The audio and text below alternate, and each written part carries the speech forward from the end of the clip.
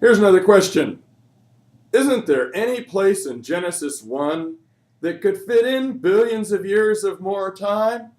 Oh, this is just another desperate plea to help us make friends with the evolutionists when really there's no scientific or biblical reason to do so. Is there some place in Genesis 1 where billions of years could fit in there and make us friends with the evolution time scale? Absolutely no place in the Hebrew of Genesis for putting any additional time. Well, isn't there a gap between Genesis 1:1 and Genesis 1:2? Well, the gap that has been presupposed by certain theologians since about 1814, when Thomas Chalmers comes along and reacts to James Hutton's uniformitarian thinking. He was trying to save the credibility of Genesis by saying, well, if the earth is older than we previously thought based upon our study of the scripture, then maybe we can put a gap between verse 1, verse 2, and verse 3. Maybe there's a gap there of illimitable time frame. Maybe that's the case. And so he comes up with this ruin reconstruction notion. The reality is the Hebrew doesn't provide for that.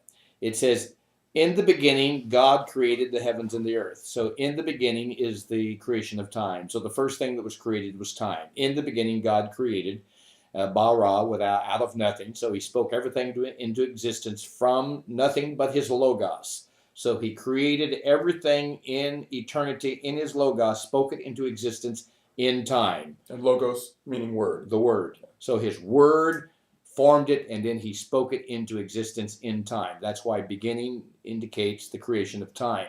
And the earth was without form and void. The earth was without form and void. The Hebrew there simply says that the earth was circumstantially not yet full and habitable. What about the people that say the earth became without form and void? Well, they say you're supposed to translate it that way. Yeah, well, the Hebrew word hayata, that translated was, is a circumstantial verb, and the conjunctive vav, and the earth, means that, well, first, you have to realize that Genesis 1 through 31 is one continuous run-on sentence. Drives Yes. English grammarians nuts. So it's one continuous action. And so we understand that the only break in the action is the fact that God stops it with the formation of a one day and then a second day and then a third day. But the continuous creation of things is the continuous activity of God speaking this marvelous place that we live into existence. Well, the earth was without, is circumstantial, and it can only, because of the conjunctive nature of the and the earth, it can only express and define the primary verb, which in this case is bara, creation. And so in the beginning God created, and at the beginning of the creation the earth was without form because he wasn't finished.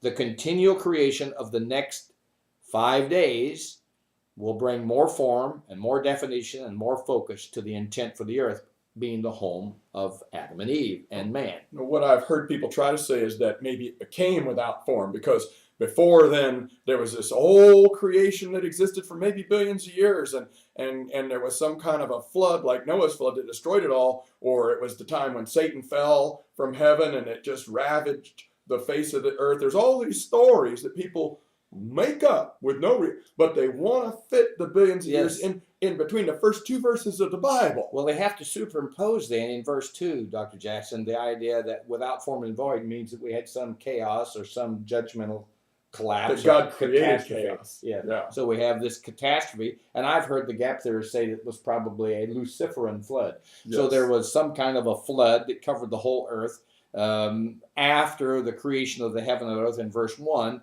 and then the whole thing was destroyed, and then from verse 3 on it's recreated. That's the idea. Well, are there any other places besides between the first two verses people try to stick these extra years? Nope. And it doesn't work there because the Hebrew doesn't permit it. It doesn't allow for a break in the flow of time. It just simply says at this juncture in the process of creation, the earth was not shaped and it was not habitable. That's all this means. Yeah, it wasn't ready. It wasn't ready. Yeah. He's still creating it. Well, now, later we'll address a question someone asked about possibly some extra time being able to fit in after Noah's flood, but that's a much, much less of a period of time.